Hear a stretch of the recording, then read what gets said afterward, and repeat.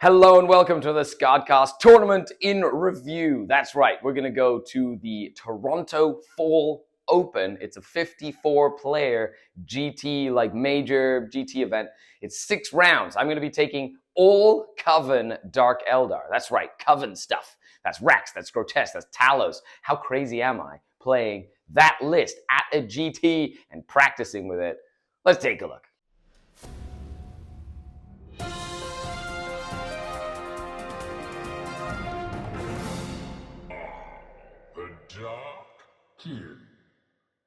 Now, of course, you know that the way it works is I will show you the list, I'll go over it, then we go to the event, and when we're at the event, we play all the games. You get to see what happens to the games, and then we come back to the studio, and I talk to you about what I learned and what I will change, so stick around and learn some stuff. Well, I'm really excited to try this list. Look at it. It's got a bunch of stuff. I'm really excited to try Urien and Rax and Grotesques. Essentially run a meme list with what is considered to be the worst faction in the game right now.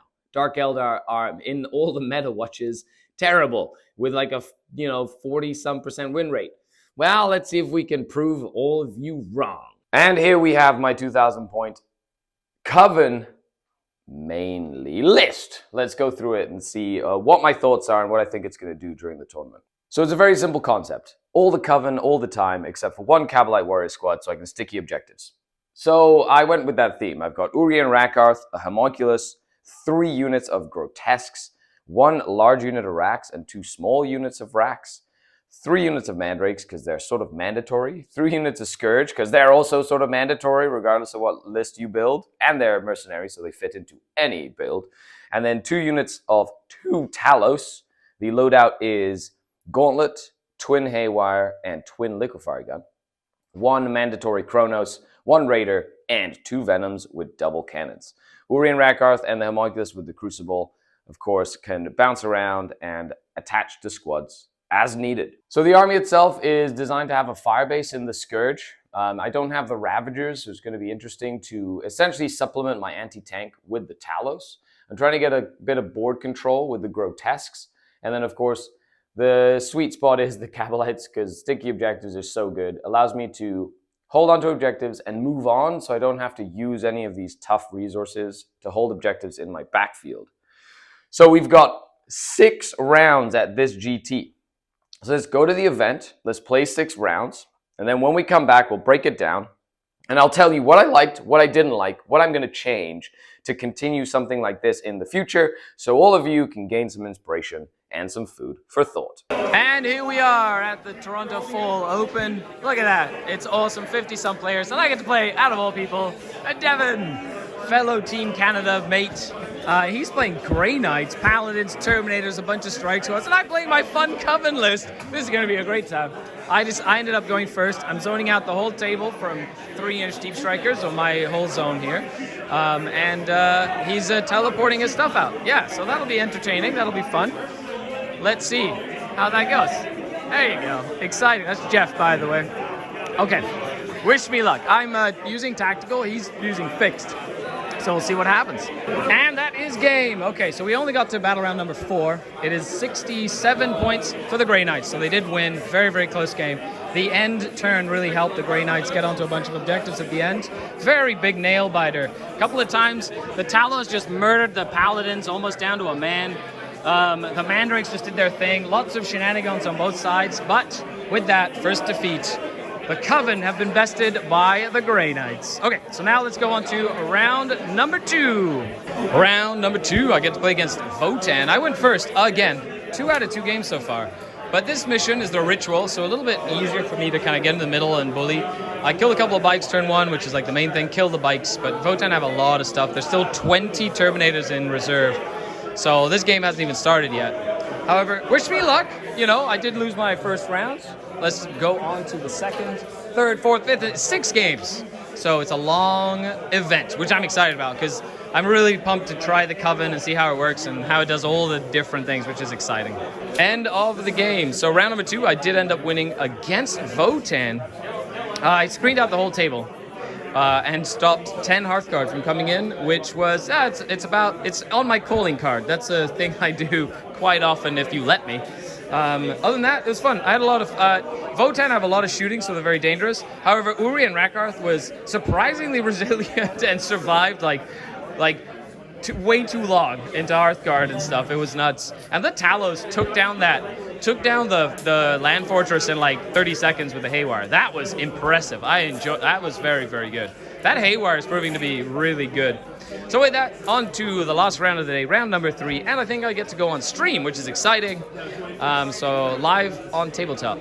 Yeah, which is exciting. Okay, let's go. Okay, round number 3, I've been playing Custodes. That's right. I'm playing tactical again. Custodes went first, which, was good. They got some positioning, but it is chosen battlefield, so we got to put down all the objectives. I got to pick sides, so I picked the one that he had tried to set up for his blocks of Custodes, which has forced him to spread out more than he wanted to. That's really good for me.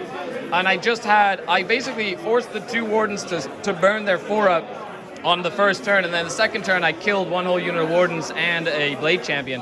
The other one's over here, but they've already used their advance and charge. So, and I have end of game, and Trajan's units down to 2 models. So overall, it's going okay. Very close game, as it usually is, against Custodes, but wish me luck, as we are in round 3, battle round 3 now. Okay, end of the game. So I was able to beat the Custodes. Actually, I was able to essentially kind of bait them down here. They went down here, and then I put most of my force in here. Trajan and Warden unit, and then the Venatari came in. I was able to just pick 1 unit down at a time. Well, I had all my little squads go around and kill the Sisters of Silence. I was able to kill the Assassin on the first turn, which was massive, with Uri and Rakarth and his Flamer Venom of Death, which is awesome. Other than that, the Talos are great. I'm loving this list, by the way. The more I play it, the more fun it is. So, as always, we'll go to the studio at the end of the event. We have 3 more rounds. And then we're going to break down the list, what worked, what didn't work, and what I'm going to change for next time, or what I would change if I like the concepts. Other than that, that's it. Wish me luck for day 2. That's tomorrow. Let's go get some food, hang out with people, and do the social aspect of a tournament, which is just as much fun as the playing as well. Also, I didn't mind losing into Devin round 1. He's like a top player, so, I don't mind that at all. It's great. I love it. And it also humbled me, so that's good. I have to, be humble and just show that I, just do my thing and learn the army. Get a GT. I'm crazy, but you know that. Of course, if you like the videos, like, share, subscribe. It really helps the channel grow, and it's completely free, so I appreciate it as well. Okay, so quick update. Round number 4, I ended up playing on stream, which was really, really fun. I played against Zach, another Team Canada hopeful. He's playing Death Guard. I will link the live stream in the video below. It was an incredible game. We sadly got called on turn 4. It was really tight. I did lose that game by 3 points. However, now I get to play another great game for round number 5 into Eldar. I did just win the roll-up to go first, but it's your standard Eldar list. Orc Fighters, big unit of bricks, Incarn, Night Spinners, all the shenanigans. So as you can see, I'm very, very careful with my Scourge. Measure 48, put them behind 48. However, I'm going first means they're going to stay back there for another turn, which is exciting. Okay, so with that, let's go into the game. And that is game. So we did finish the game, yay. I ended up beating the Eldar because I was able to basically tie up the Wraith Guard almost all game. Urien killed the Shadow Seer, the Spirit Seer, and then killed Karandras, or Fugan, twice to get him and the Incarn survived on 1 wound, but then I finally killed it. Oh man, it was such a great game. And what a nuts game. So with that, end of round 5. Let's go into the final round of the event and see how it does. Good, that was a really fun game. Thanks, Stefan. That was great. Round number 6, I get to play against Astra Militarum. That's right, tons and tons of tanks. That's right, there's 1, 2, 3, 4, 5 Leman Russes in this army, which is awesome. And then some Scout Sentinels, a limited amount of Adeline Sight shooting, even some Catechins and a Chimera to make use of their really cool stratagems and stuff. Awesome. So with that, wish me luck in the final round. Let's go, Coven! And that is that end of the event. I ended up winning against the Guard. I was able to go second, which then meant that every time he put stuff on the objectives, I just pushed him off, and dropped him down to 2 points. This mission, Vital Ground, very good for my army. Unlike the last mission, the mission before, like round 4, where it was like kill more, hold more. So, I played Coven. 6 rounds at a GT. What did I learn? Let's go to the studio. I'll talk about my army, what I learned, and what I'm going to change for next time, because there was good, the bad, the ugly. We'll talk about that all, so stick around. And now we're back at the studio. Wow, what a weekend. Oh, that was really fun. I really enjoyed that. It was awesome to see all of you out there playing games. Thank you so much for coming up and saying hi. It was really great. Thanks to all my opponents, I had such a fun time. Make sure you check out that live stream game for round number 4, which happened on Tabletop Live. So I'll put a link down in the description below, and you can watch that whole game. Even though it didn't finish, we got called on time on turn 4. You can really see like what this list is capable of. So I highly recommend you go watch that. So let's take a look at the list. Let's take a look at what I learned and how I will change it for the future. Check it out. 4 and 2. I did lose 2 very close games, but I learned a lot. I lost my first round into Devin, and I lost my 4th round into Zach. And they're both fantastic players. They're both applying for Team Canada for the World Team Championship. So out of everybody that I could have lost to, those were the 2 that, I'm not mad about it. However, I did learn that this list takes a lot of time to play. And when you only have about an hour on the clock, an hour and 5 minutes on the clock, after like setup and deployment and all that stuff, because the amount of rerolls we get, because of the pain token mechanic, because of the feel no pains, there was a lot of rolling and a lot of little units. So I have to learn how to play this list faster so we don't run out of time. Both of those games didn't really end turn 4. Basically, around turn 4, they just finished. They called dice down, and that was a big shame. So what have I learned? I need to play this list faster. I also learned that this list can actually win games. The games that I won big.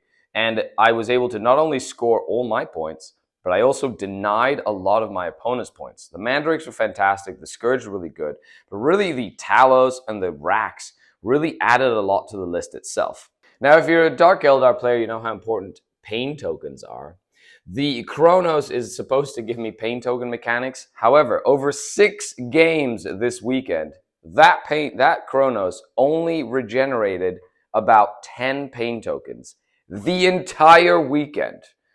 It was wild. I've never seen that happen before. However, now we know it is a possibility that you will have limited pain tokens if your Chronos doesn't work, which, you know what? Sometimes you gotta do what you gotta do. My favorite units for this weekend, sorry, my voice is still messed up from the event, are my Talos. They did absolutely fantastic. I love the Haywire. They just nuked tanks left and right, and their twin-link liquefier guns were fantastic.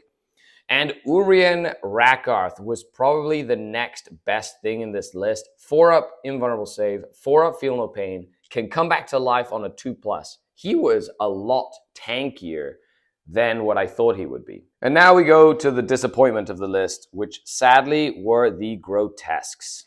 Yeah, I painted them up, I converted them all up, they look really cool. However, they just didn't pull their weight, and that makes me sad. So let's go to the drawing board. What would I switch to move on to the next time we play this list? So there are 2 options. All of them include the grotesques. The first one is to remove all the grotesques, and then we have 315 points. But what do we do with those 315 points? The reason I'm taking the grotesques out is because they essentially were just a giant screen. So by taking them out, we can add a Void Raven Bomber. That leaves us 120 points, which allows us to add 2 more rack squads. And then something else I would do is I would split this rack squad. Having the 10 was fun, but I think multiple units of 5 would be great. So we'd have 6 rack units of 5, a Void Raven Bomber, and essentially the rest of the list. That's option number 1.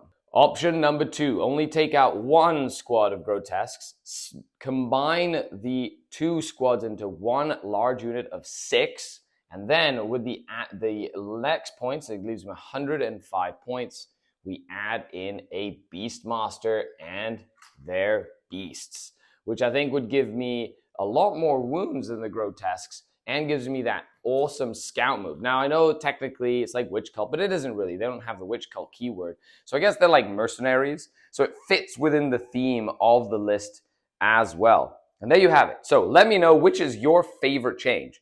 Void Raven Bomber or Beast Pack, right? You could also take these out and put something else in if you want, but that kind of stays with the theme of the list. I also missed my AP4D scythes all weekend. I think they're very, very good. And there you have it, folks. 2,000 points. And there you have it, folks. Thanks a lot for watching. Of course, I've been Skari, your grateful host. A huge shout out to the channel Patreons, without whom none of this would be possible. The best way to support me is by joining the Patreon. The link is in the description down below. Of course, you can like, share, subscribe. That stuff doesn't cost any money. I am doing a cool special where you get a 7-day free trial to my Patreon using the Kabalite tier. So if you go in there, you can sign up for 7 days for free. Check it out. See all the content that I have. Watch the videos. Do the extra bonus stuff. And just come and join the community for a little bit and test out the waters. Other than that, thanks all for watching. I've been Skari, and I'll see you on the next one. The Dark King. Bye, everybody.